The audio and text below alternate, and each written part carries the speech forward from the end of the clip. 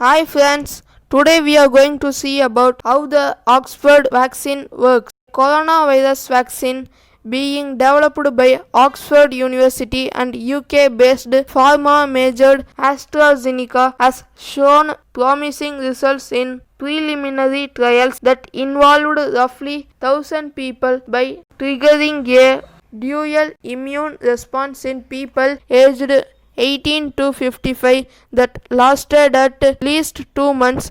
It's a vaccine that will be a path breaker in more than one sense if it proves equally effective in larger trials. A novel vaccine for novel coronavirus.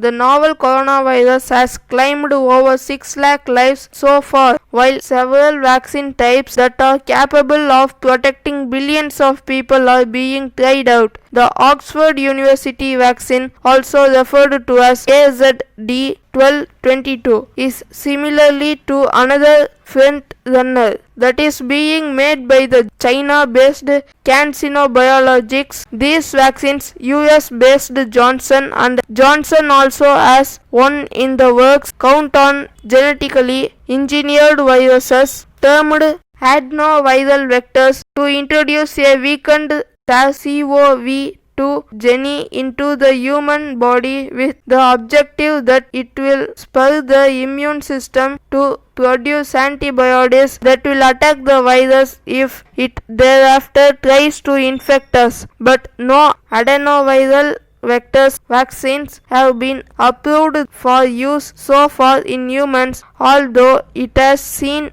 use in experimental vaccines. The vaccine itches a ride on chimps. A Oxford University vaccine is based on a harmless weakened version of a common cold virus or adenovirus that causes infection in chimpanzees. The vector, the carrier, is derived from adenovirus ChAdOx1 taken from chimpanzees. It is genetically engineered so that it does not replicate in humans. When the genetically engineered ChAdOx1 with the spike protein from coronavirus is given to a person, it causes a buildup of spike proteins. The body's immune system recognizes this and begins to create the antibodies to defeat the foreign object. Findings published this week in the journal Lancet showed that the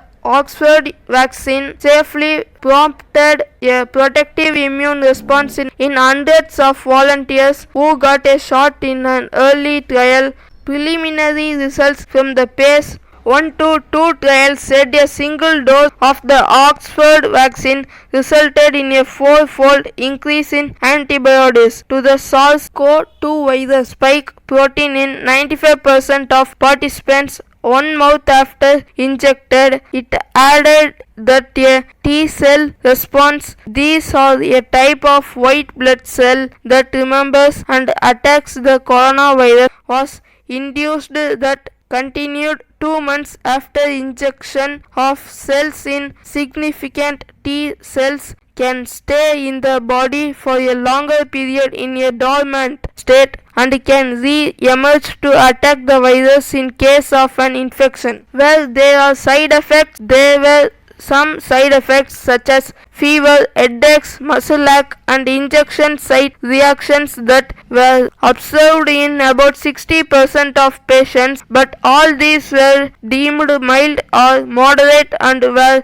resolved during the trial. There were no serious adverse events and preliminary findings are from the placebo-controlled phase 1 trial held between April 23 to May 21, involving 1,077 participants aged 18 to 55. When are we likely to get this vaccine? Advanced phase 2 and 3 trials that are needed before the vaccine comes up from regulatory and licensing assessments are already underway among 10,000 people in the UK. Large trials are also being done in Brazil and South Africa, while a 30,000 people study is reportedly set to kick off in the US. Experts have guessed that if it meets all desired goals, the vaccine may be available for use by the end of this year, but it is not certain, lead developer of the vaccine said.